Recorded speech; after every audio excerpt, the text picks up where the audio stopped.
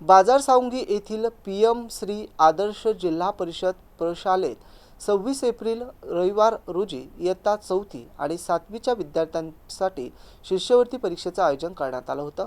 या परीक्षेला एकूण 464 विद्यार्थ्यांनी हजेरी लावली।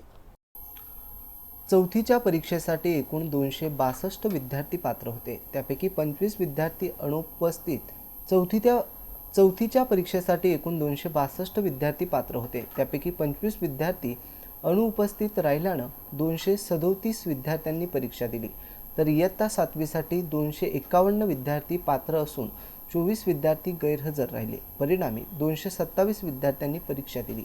बाजार सावंगी केंद्राअंतर्गत मराठी, सेमी इंग्रजी आणि इंग्रजी माध्यमातील एकूण 23 शाळांमधील विद्यार्थ्यांसाठी हे केंद्रावर परीक्षेचं आयोजन करण्यात आलं होतं। यामध्ये जिल्हा परिषदच्या 13 शाळा आणि 10 खाजगी शाळांचा समावेश होता। बाजार सावंगी, सोबलगाव, कनकशीळ, शेखपूरवाडी, यसगाव क्रमांक 2 आणि 3, पाडळी, दरेगाव, रेल, मेंढवाडा, हनुमानवाडी आदी गावातील विद्यार्थ्यांनी या केंद्रावर परीक्षा दिली। या परीक्षेसाठी केंद्र संचालक म्हणून अमोल खंडागळे, प्रवीण देशमुख यांनी जबाबदारी सांभाळली।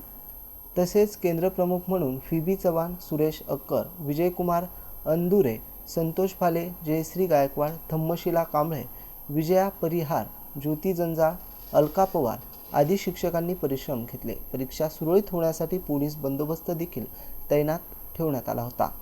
सय्यद लाल, MCN न्यूज, बाजार सावंगी।